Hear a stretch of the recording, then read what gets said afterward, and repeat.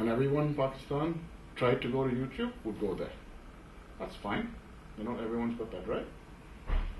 Around the corner in Singapore, someone had written a program to say, for any popular site, if you can find the shortest route there, take it. So they found, in technical terms, what was called 2 hops. If you go to Pakistan, YouTube was only 1 hop away. The fact that it wasn't YouTube, it was a page saying you are banned, was not what this system could figure out.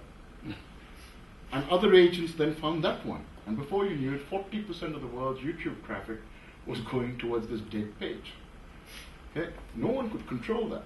A couple of years ago, we had a massive Skype failure.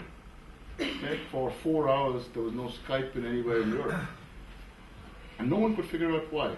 But it turned out that the people who were supernodes, who volunteered to say, use my computer as home to be one of the key connecting points within the Skype network, they were also very likely to be the kind of people who were beta trialists of software. And nearly 40% of the people who were beta trialists of Vista in Europe turned out to be Skype supernodes. So one fine morning at 2:30, Microsoft sent a pile of patches down, rebooted all the machines. 40% of the supernodes disappeared because they were busy rebooting, and the network crashed. Nobody's in control. There is something about complex adaptive chaos, okay, which is there in a lot of the internet. So attempts will be made to control it for sure. But the phrase I use on my blog is every artificial scarcity will be met by an equal and opposite artificial abundance. Do you think that Rupert Murdoch's attempts to make people pay to use his newspaper websites will come to anything, or do you think it's going to be a big flop? That's what you just described. Short answer, no chance. It's the same principle as saying some idiot thought of region coding on a DVD. I mean, which customer got helped by putting region codes on a DVD? Okay, what value did any of us get for it? Right, what happens? Somebody else says that's an artificial scarcity. I'm going to create a chipped DVD player that can play it. Right? You say port 80 is going to be blocked. All the hackers of the early sort of internet age were saying my job is to deal with that port. Okay? When you say I'm going to put DRM around iTunes, somebody comes along and says my job is to break that. And the people who do the breakages are largely voluntary. And they're not doing it to create some evil empire of crime. They're doing it to prevent ecosystem damage. Because those things are going to come in the way. So Murdoch saying you can't have mine. And so I was saying, well, if it's in digital form, mate, you don't know how to stop us. There's talk about shifting nuclear waste to less privileged areas of the world. However, there is also a build-up of so much data that people are given unwillingly to the next. So what do you think is the future for data banks? Because they're also saying that there's too much information, they don't know how to control it, there's demanding too much energy to manage the data banks. I'm writing a book on the subject, so don't take this as a sale of the book. Because I haven't finished the book and it hasn't been published. But I think of information like I think of food. Okay? While we may be eating a lot less or a lot more depending on who we are, and for me it's a lot more, that I know, the reality is the amount of time I spend eating is about the same as I spent eating 10 years ago, 20 years ago. It's what's in that time that has changed. Right? Human beings consumed information for about 3.5 hours a day. If you include reading books, if you include reading newspapers and magazines, if you included television, if you included radio, etc. Now, a lot of it may have drifted towards the computer, but the time hasn't actually changed. If you start thinking of food like information, you're going to start coming up with different views. So when you look at a data bank, if you think of what's in there as if it's food, that a person who listens to Fox News for 31 days may have the same effects as Supersize Me. Okay? Because you're getting monoculture input into what you're doing. That there are such things as information toxins, etc. The ability, in the internet, particularly in the open source movement, there's something called Linus's law. Given enough eyeballs, all bugs are shallow. So if you can expose the data for inspection, someone will find out what's wrong with it and fix it. Okay?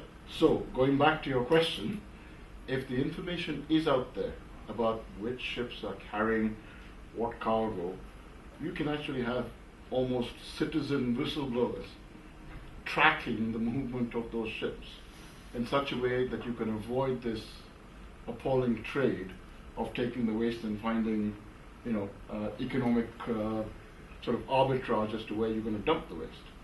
But even that will start having unintended consequences, because we've had the ability on the web for all of us, if you know where to look, to track the movement of almost any ship for a few years. Freedom of information, data access, whatever you want to call it. And that was fine. People thought the most fantastic things. But so did the Somalian pirates. Nobody thought at that time of getting all this information, that pinpoint accuracy was being provided to people who had other intentions to do with the ships.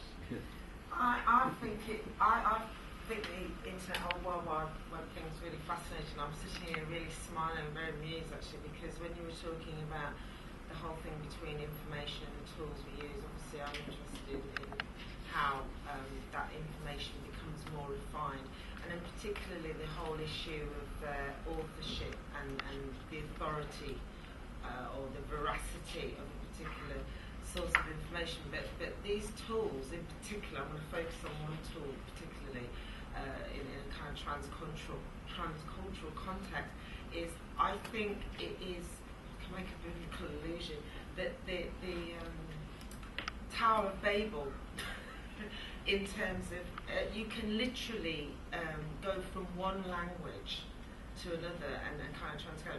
But what I'm really interested in, I'm reassured that we're encouraging more of a multidisciplinary input into the internet, from social anthropologists to linguists to whatever, is that that's not enough, is it, really, for real communication? That I could probably type something in English, but I want to communicate to someone in Kyrgyzstan, and it can be kind of literally transcribed, translated.